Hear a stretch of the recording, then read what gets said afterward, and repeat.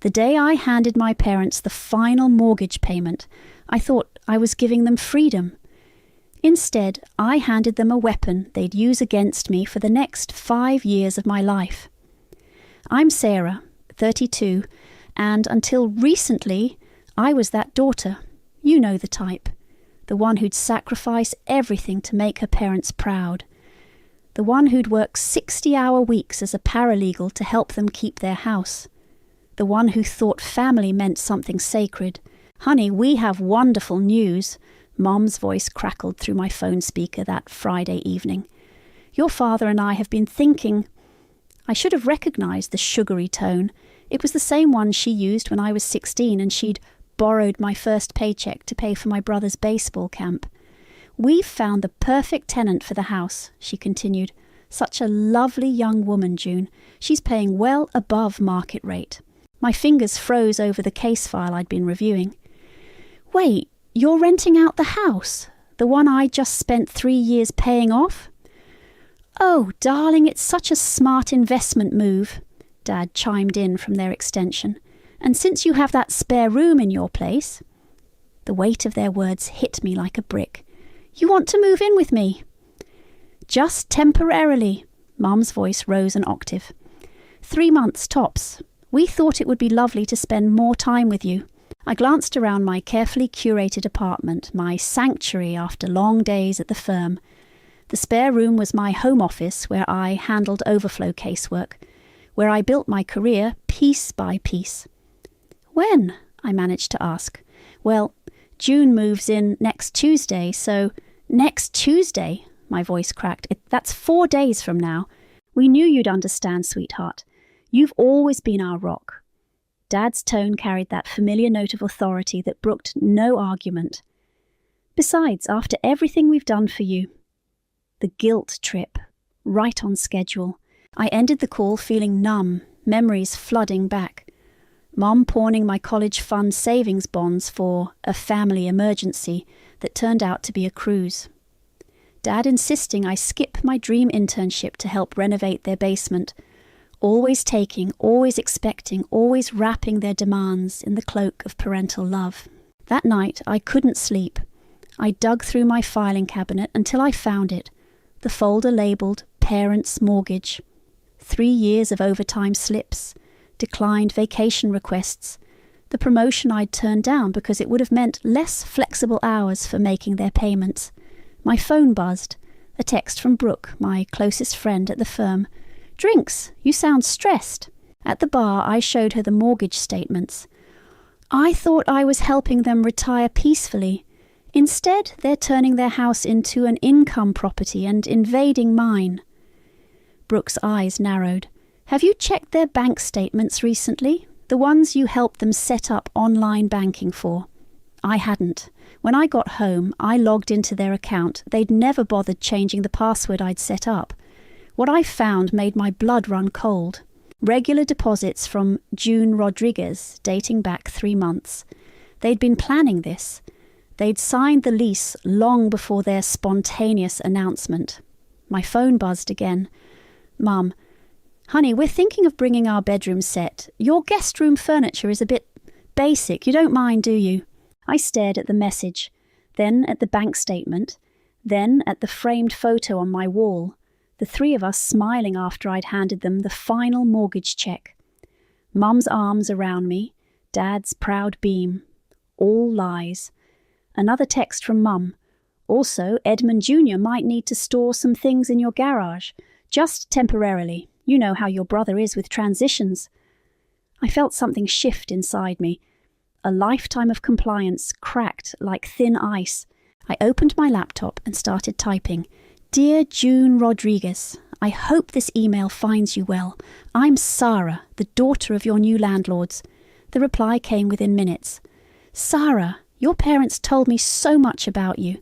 They mentioned you're letting them stay with you while they maximize the property's potential. They're so proud of having such a generous daughter. I closed my laptop and walked to my window, watching the city lights blur through unshed tears. 3 years of my life to pay off their house, and they'd turned it into a chess piece in their game of emotional manipulation. But here's the thing about being a paralegal. You learn that every contract has loopholes. Every agreement has weak points. And sometimes the most devastating revenge isn't served hot or cold. It's served with a notarized letter.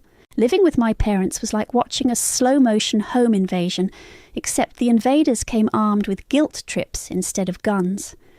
"Sarah, honey, these organic vegetables are so expensive," Mom said, rifling through my grocery bags. "I could get twice as much at the discount store." I bit my tongue and continued chopping onions for dinner.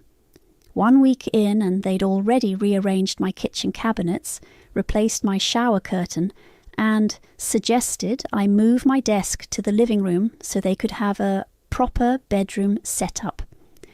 "And all these prepared meals in your freezer," she continued, clicking her tongue.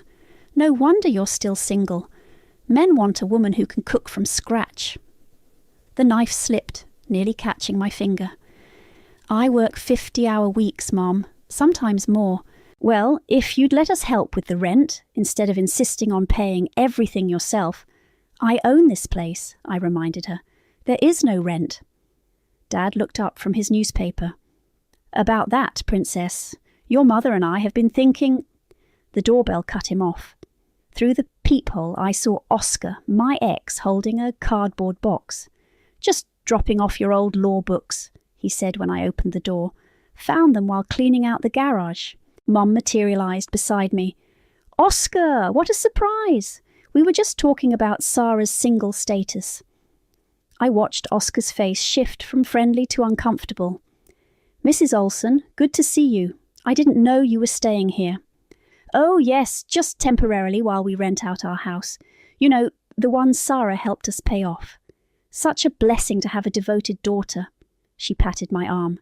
"Though if someone had made an honest woman of her when they had the chance." The silence that followed was deafening. "Mom," I warned, but she was on a roll.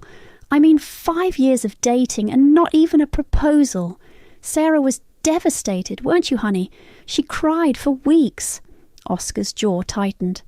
"Actually, Mrs. Olson, Sarah ended things because it wasn't right," I cut in. "And that was years ago. Oscar, thanks for the books. I'll text you later." After he left, Mum turned to me. "You shouldn't be so cold to him. He was the best prospect you've had." "I have to get ready for work," I muttered, grabbing my keys. At the office, Brooke took one look at my face and dragged me into the break room. Spill. I told her about the morning's events, about how they'd commandeered my spare room, about the subtle ways they were trying to reshape my life into their vision. "You need to set boundaries," she said, stirring her coffee, "before they start thinking your house is their new retirement plan. They're my parents, Brooke. What am I supposed to do? Kick them out?" "Why not? They kicked you out of your office without blinking." That evening I came home late, hoping they'd be asleep. Instead, I found them in my living room with papers spread across the coffee table. "Perfect timing, really," Mom was saying. "Sarah's always been responsible with money. If we merge the properties into a family trust—" "What properties?" I asked from the doorway. They jumped, shuffling papers quickly. "Just discussing retirement planning, Princess," Dad said smoothly. "Nothing for you to worry about." But I'd seen enough. Property deeds, trust documents. My address circled in red ink. That night I lay in bed, listening to them whisper in the next room through the too thin walls. "Needs to understand family comes first." Her name's already on the mortgage documents. Just a matter of convincing her. My phone lit up with a text from Oscar. "Sorry about today. Your mom hasn't changed." I replied, "Neither have I. Still fighting the same battles. Remember what you told me when we broke up? I can't keep setting myself on fire to keep others warm."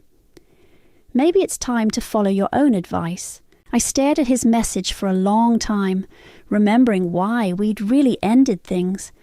Not because of my career, like Mom believed, but because he'd seen how my parents drained me, how I'd learned to make myself small to keep the peace, and he couldn't watch me disappear.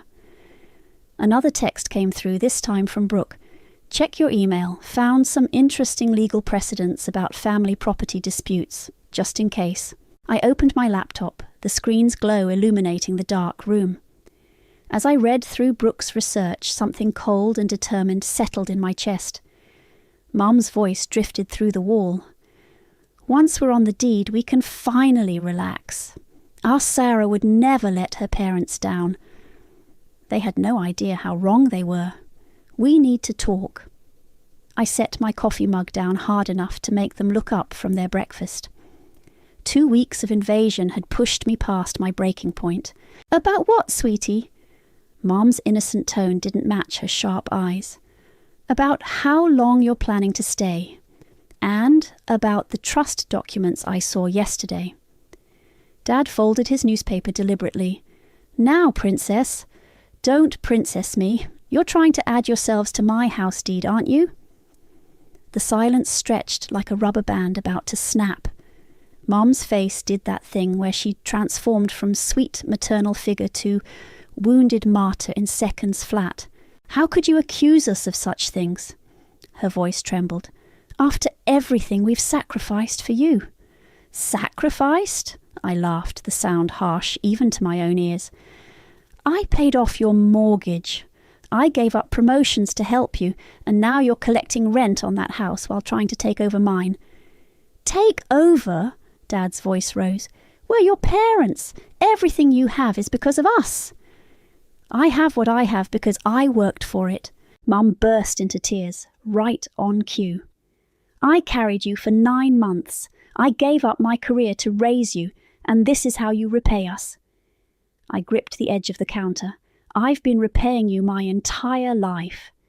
You're being selfish, Dad declared. Family means supporting each other. Your mother and I need security in our golden years. And what about my security, my space, my right to live without... You're right. Mum's tears vanished. Let me tell you about rights, young lady. Everything you are, everything you've achieved, was only possible because of us. Your education. We drove you to school every day. Your job. Who paid for your first suit? Your confidence. Who told you could do anything? Who took my college fund? Who guilted me out of every major life decision? Who... Enough!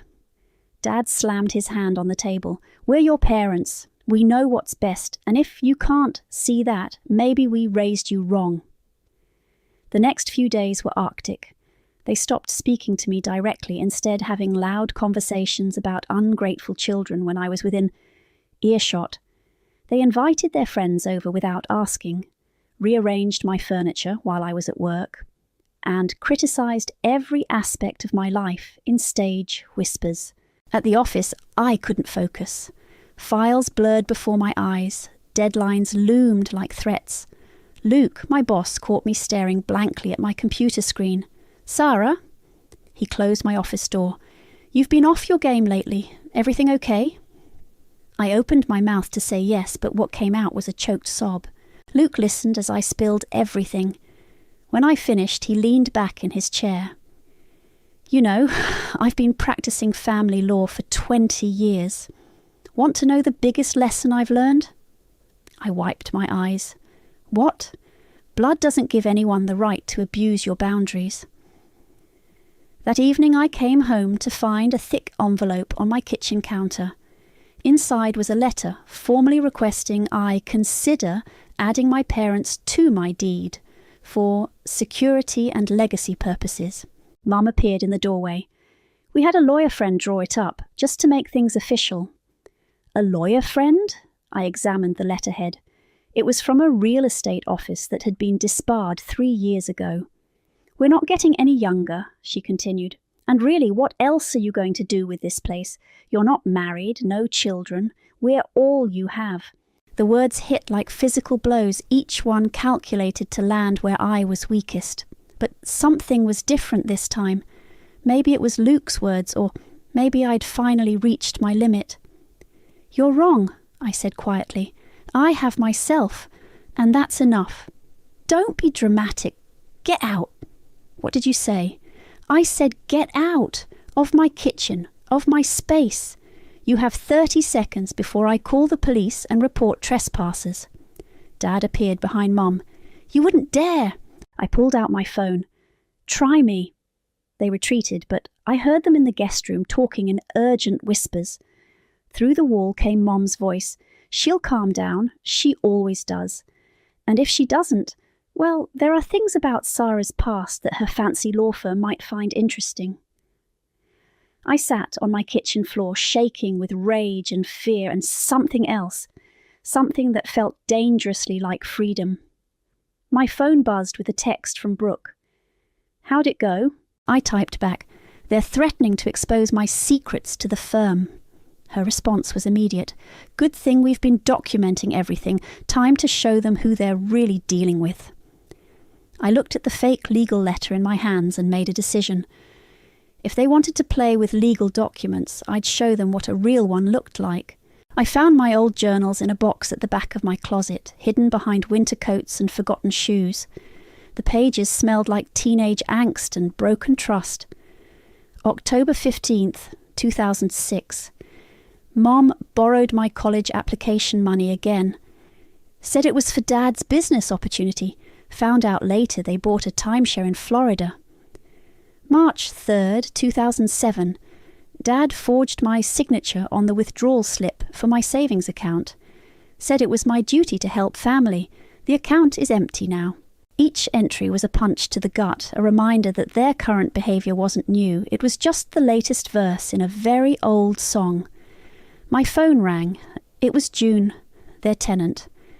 Sarah, I hope it's okay that I'm calling. Your parents gave me your number for emergencies. Is everything all right with the house? Actually, she hesitated. I overheard something I think you should know. Your parents were here yesterday checking on things. They were talking about how they're going to convince you to sign over your house. My hand tightened on the phone. What exactly did they say?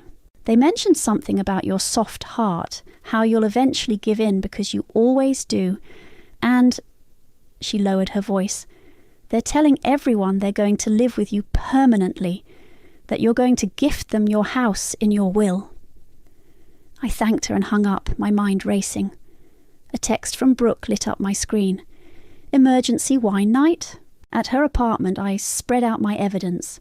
The journals, screenshots of bank statements, photos of the fake legal documents they'd tried to pressure me with. Holy shit, Brooke whispered, flipping through the pages. This is straight up financial abuse. And look at these patterns. They've been doing this for decades. I need to stop them, I said, but they're threatening to reveal my secrets to the firm. Brooke snorted. What secrets? That time you got a speeding ticket? Or when you dated that guy in accounting? They'll make things up. They're good at that. Then we beat them to the punch. She pulled out her laptop. First, we document everything. Then we set up cameras in your house. Legally, of course. And finally, she grinned, we give them enough rope to hang themselves. The next day, I installed security cameras in my common areas and changed all my passwords. That evening, I heard Mom on the phone in their room. Yes, she's being difficult now, but we have ways of handling Sarah. Did I tell you about the time she almost got arrested in college? Of course, that was just a misunderstanding, but imagine if her firm found out. I pulled out my phone and texted Oscar. Remember when my parents told everyone I almost got arrested in college? His reply was quick. You mean when they called the cops because you were late coming home from study group? I was there. Still have the incident report where the officers said your parents were wasting police resources. Another piece of evidence for my growing file. I spent the next few hours updating my will, explicitly excluding them from any inheritance. Then I called June back. There's something else, she said. They're charging me way above market rate, claiming the extra is for family maintenance, but I've seen them brag to neighbours about pocketing the difference. Would you be willing to put that in writing? Already documented everything. I'm a court reporter. It's kind of my thing. That night I heard them in the kitchen, their voices carrying through the vents. Edmund, what if she really doesn't back down this time? She will. Remember when she wanted to study abroad? One little guilt trip about her sick grandmother, and she gave up her scholarship. But she seems different lately, colder. Then we remind her what family loyalty means. I've already drafted a letter to her firm just in case, a concerned father's worry about his daughter's ethical choices. I sat in my darkened living room listening to them plot my professional destruction over cups of my expensive tea. The same tea Mom had criticised me for buying just that morning. My phone buzzed with messages from my support network. Brooke, documentation all set, ready when you are. Oscar, found those old police reports, sending them now. June, rental agreement copies and recorded conversations attached. Luke, my door's always open if you need backup. I opened my laptop and began typing. Dear Mr. Harrison, I'm writing to formally request legal representation in a matter of property rights and harassment. The lawyer's response came within minutes. Ms. Olson, given the evidence you've presented, I believe we have a strong case for immediate action. Shall we discuss strategy tomorrow morning? In my guest room, my parents continued plotting, unaware that their weapon of choice, documentation, was about to be turned against them. They'd taught me well about family loyalty. Too well. Now it was time to show them exactly what I'd learned. I've been thinking about what you said, I announced over breakfast, watching their faces light up with predatory hope. About family unity and securing the future. Mum clasped her hands together. Oh, sweetheart, I knew you'd come around. We should celebrate, I continued, keeping my voice honey sweet. How about a family dinner tomorrow night? I'll cook. Dad beamed. That's my girl. Always knew you'd make the right choice. I spent the next day preparing, but not for dinner. Every conversation was recorded. Every threatening comment, every manipulation, captured by the hidden cameras Brooke had helped me install. Your mother's making her special casserole, Dad said that evening, watching me chop vegetables. The one you loved as a child. How nice! I didn't mention that I'd hated that casserole, that I'd only eaten it because they'd guilt-tripped me about Mom spending hours in the kitchen. The doorbell rang at exactly 7. Mum opened it to find Brooke standing there with a bottle of wine. What's she doing here? Mum's smile turned brittle. I invited her, and a few others, for the celebration. Before they could object, Oscar arrived with dessert. Then June showed up carrying a folder of house maintenance records they'd requested. June, Dad's voice cracked. What a surprise. She's part of the family now, isn't she? I said sweetly. Since she's living in your house. The doorbell rang again. Luke stepped in, followed by Mr. Harrison, the lawyer they didn't know I'd hired. Sarah, Mom hissed, what is this? Family unity, I replied. Isn't that what you wanted? We gathered around my dining room table, the tension thick enough to cut. Mum served her casserole while shooting daggers at my guests. Dad kept clearing his throat, clearly unsure how to manipulate an audience this size. Before we eat, I said, standing, I want to share something special. I pulled out a thick manila envelope. Since we're all here to discuss family property matters. Dad's face reddened. Princess, perhaps this isn't the time. Actually, it's the perfect time. I opened the envelope. I have some documents of my own, but first, why don't you show everyone what you brought?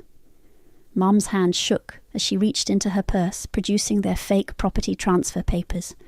We just want to secure our family's future, she said to the table at large. Interesting approach, Mr. Harrison spoke up, adjusting his tie.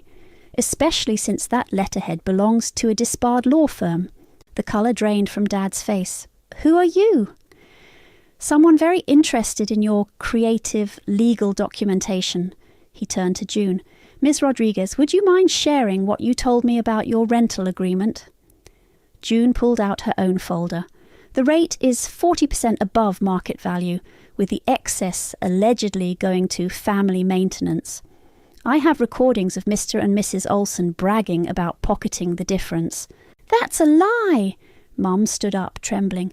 Sarah, are you going to let these people attack your parents like this? Like you attacked my career. I played the recording from their kitchen conversation about sending letters to my firm. Luke's face darkened as he listened. We were trying to protect you, Dad insisted, by forging my signature, by emptying my accounts. I spread out photocopies of old bank statements, by threatening my professional reputation. Everything we did was for you. Mom's voice rose hysterically. We gave you life, and I gave you everything else. I nodded to Mr. Harrison, who pulled out another document, including the house you're currently renting out for profit, the house I paid off, the house that, according to these records, you've been collecting rent on for 3 months before your emergency need to move in with me. The silence was deafening. Brooke poured herself more wine, watching with barely concealed satisfaction. Oscar studied his plate, a small smile playing at his lips. Dad reached into his jacket and slammed a final envelope onto the table. Then you leave us no choice. Here's the deed transfer we had drawn up. Your signature is just a formality. More, actually, Mr. Harrison interrupted. Any property transfer would be void, given the documented pattern of coercion and fraud. In fact, my firm is very interested in reviewing all financial interactions between the parties over the past decade. Mom burst into tears. Dad's face turned purple. But before either could speak, I placed one final document on the table. Don't worry, I said softly. I've taken care of everything. All you have to do is sign. They stared at the eviction notice, their faces a symphony of shock, rage, and disbelief. You wouldn't, Mom whispered. I smiled, thinking of all the times they'd said that before, all the times I'd backed down. Try me. The casserole grew cold as my parents stared at the eviction notice, their faces cycling through emotions like a slot machine. Shock, anger, disbelief, and, finally, their favourite, martyrdom. After everything we've done for you, Mom whispered, her voice trembling, you'd throw your own parents out on the street. Just like you threw me out of my office, my peace, my life. Dad slammed his fist on the table, making the wine glasses rattle. This is outrageous. We're your parents. Exactly, Mr. Harrison interjected smoothly, which makes the pattern of financial exploitation even more concerning. Exploitation, Mom's voice rose an octave. We gave her everything, including unauthorized withdrawals from my accounts. I pulled out my old bank statements. Or the credit card you opened in my name when I was 19. That was for emergencies, Dad protested. Like your golf club membership? June cleared her throat. Should I mention the way you've been overcharging me for rent and claiming it's for property taxes? Stay out of this, Mom snapped. This is family business. Family business? Brooke laughed. Is that what you call fraud these days? Dad stood up, looming over the table. Sarah, if you do this, there's no going back. We'll tell everyone what kind of daughter you really are. You mean a successful paralegal who paid off your mortgage? Luke's quiet voice cut through the tension. Or did you have some other story in mind? She's not the angel you think she is, Mom said, her tears vanishing. Did she tell you about the time she stole money from us? Oscar snorted. You mean when she withdrew her own college fund to pay for your roof repairs? We have proof, Dad threatened, pulling out his phone. Pictures, documents. Fabricated documents, Mr. Harrison corrected. Like the ones you tried to use to claim her house? Would you like to discuss the legal implications of forgery? Mom's face contorted. Sarah, honey, you're not thinking clearly. Let's discuss this privately, just family. Everyone here is family, I said quietly. They're the family I chose, the ones who support me instead of draining me. You ungrateful little... I believe, Mr. Harrison interrupted, the eviction notice requires a response within 48 hours. I suggest you review it carefully. Dad snatched up the document, his hands shaking. This isn't legal. It can't be. Actually, June spoke up, as a court reporter, I can confirm it's perfectly valid. And as your tenant, I can testify about your rental practices if needed. You're all against us, Mom wailed. Our own daughter turning everyone against us. No, I stood up slowly. You did that yourselves. Every manipulation, every guilt trip, every stolen dollar. It was all you. If you do this, Dad's voice dropped to a dangerous whisper, we'll make sure your firm knows everything about the money, the men, the straight A student who worked her way through college, Luke cut in, the paralegal who's never missed a deadline. Please tell me more about my best employee.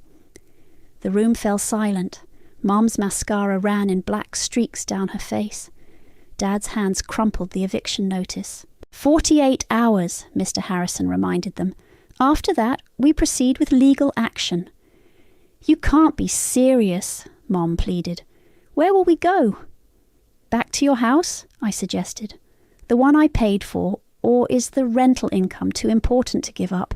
This isn't over, Dad growled, grabbing his jacket. Come on, Wendy, we know when we're not wanted. But our things, Mom protested. You have 48 hours to collect them, I said, under supervision. They stormed out, Mum's sobs echoing down the hallway. The door slammed hard enough to rattle the windows. Silence fell over the dining room. Brooke reached for the wine bottle. Well, that was intense. Are you okay? Oscar asked softly. I looked around the table at my real family, the ones who'd shown up to support me, to witness my liberation, to stand guard against the tsunami of guilt and manipulation. I'm better than okay, I said, surprising myself with how true it felt. They'll try again, Luke warned. People like that don't give up easily. Let them try. Mr. Harrison gathered his papers. We have everything documented. Their next move will only strengthen our case. June raised her glass. To freedom. To boundaries, Brooke added. To chosen family, Oscar said quietly. I lifted my glass, watching the light catch the wine like liquid courage. Through the walls, I could hear my parents arguing in their room, soon to be just another spare room, empty of their presence and their poison. To taking back my life, I whispered, and drank deeply. The next morning I woke to the sound of shattering glass.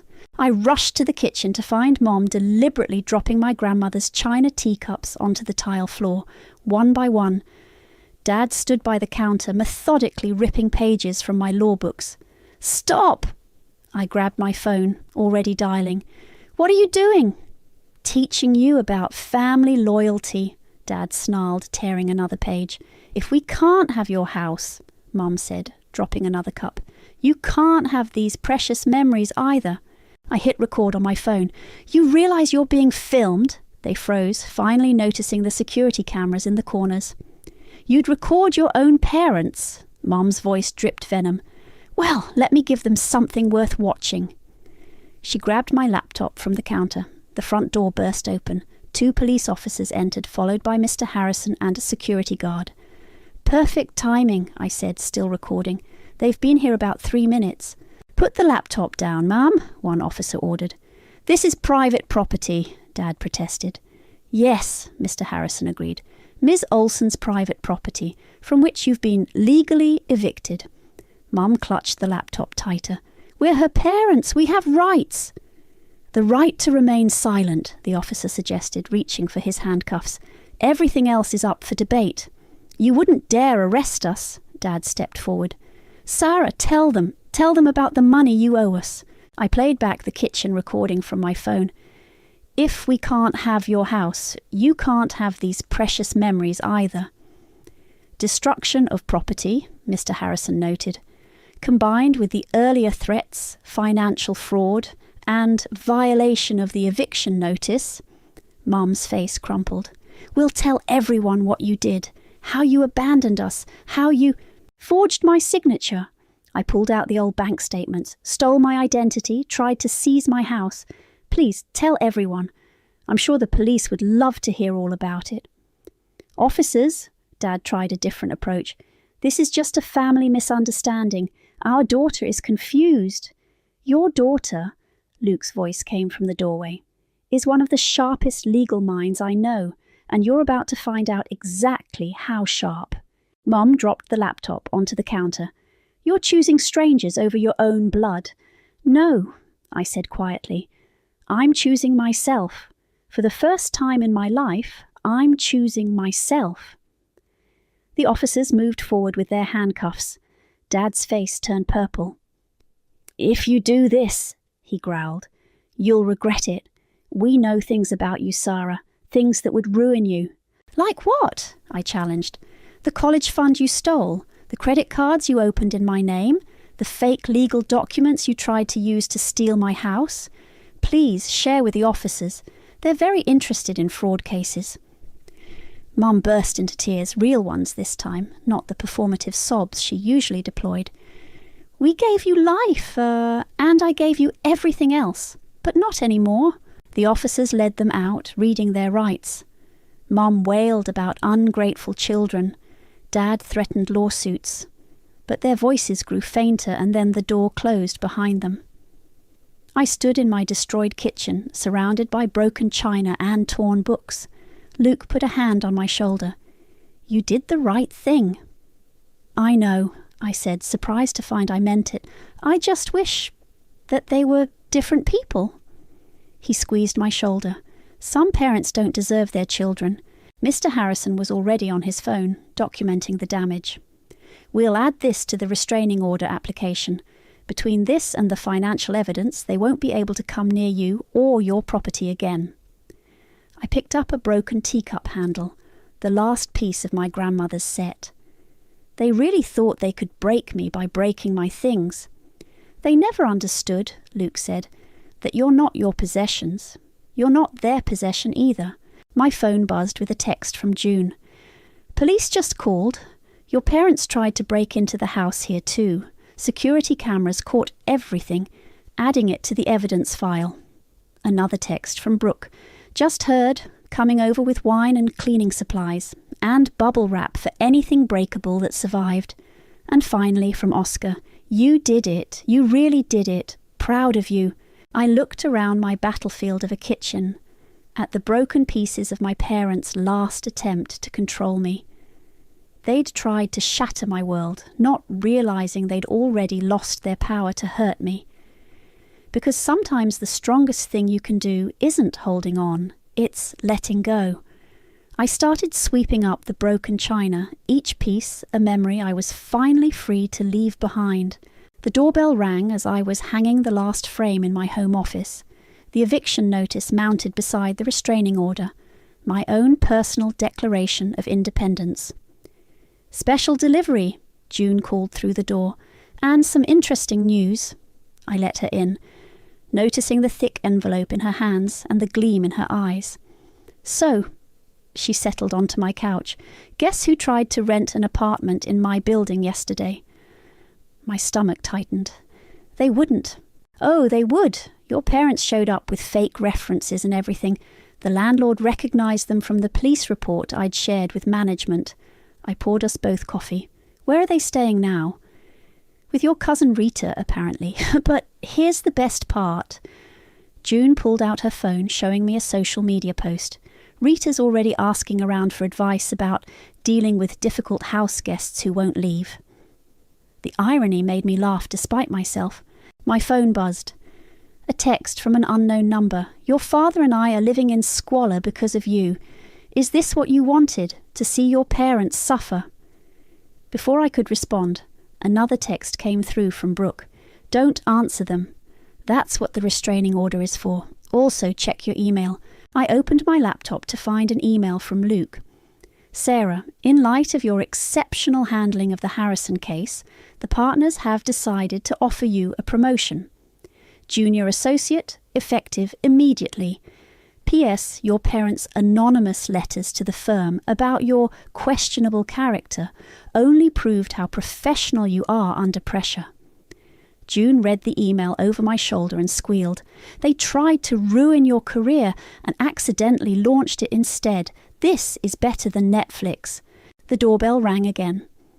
This time it was Oscar carrying a houseplant. Housewarming gift for your new office, since you've reclaimed it and all. Thanks, I said, taking the plant. But you didn't have to. I wanted to. Besides, I heard about Rita's Facebook post, thought you could use a laugh. My phone buzzed again, Rita calling. Sarah, your parents, they're saying some things about you, about money they claim you owe them. I thought I should hear your side. I put the phone on speaker. What exactly are they saying? That you stole their retirement, that you tricked them into signing over their house, that you... Check your email, I interrupted. I'm sending you something. I forwarded her the entire documentation file. Bank statements, forged signatures, police reports, everything. The silence on her end was deafening. Finally, holy shit, they tried to steal your house? Among other things. They've been here 3 days and already borrowed my emergency credit card, Rita said slowly. And Mum mentioned they did the same thing to you in college. Need my lawyer's number? God, yes. After we hung up, Oscar raised an eyebrow. Karma's working overtime on this one. Speaking of karma, June pulled out the envelope she'd brought. Your parents' tenant insurance claim for emotional distress was denied. Apparently, trying to illegally seize property doesn't qualify for compensation. I pinned the denial letter next to the eviction notice. My wall of freedom was complete. Nice gallery, Oscar commented. Most people hang family photos. I do have family photos, I gestured to my desk, where a new frame held a picture from the night of the confrontation. Me surrounded by Brooke, June, Oscar and Luke, all raising our glasses. Just not the kind my parents would understand. My phone buzzed one last time, a final text from Mum. You'll regret choosing strangers over blood. I showed it to June and Oscar. Should I respond? Actually, June grinned, I have a better idea. She took a photo of my wall of documents, then another of my desk photo, and one more of my new office nameplate. Sarah Olson, Junior Associate. Send them these, she said. No words needed. I hit send, then blocked their numbers. You know, Oscar said, adjusting the plant he'd brought, your mom always said you'd never survive without them. But look at you now, thriving. Because she survived them, June corrected, which is way more impressive. I looked around my reclaimed office at the evidence of my liberation mounted on the walls, at the friends who'd become family, at the life I'd built despite, or perhaps because of, everything my parents had tried to take from me. The plant Oscar brought was a peace lily. It would need care and attention to thrive, but unlike the toxic relationships I'd pruned away, this one would actually grow into something beautiful. Want to get dinner? June asked. Rita texted that she's kicking them out tomorrow. We should celebrate. I grabbed my keys, leaving the ghosts of guilt and obligation behind, with the mounted documents on my wall. Some families you're born into, others you build from the ashes of what tried to destroy you. I chose the latter, and I chose right.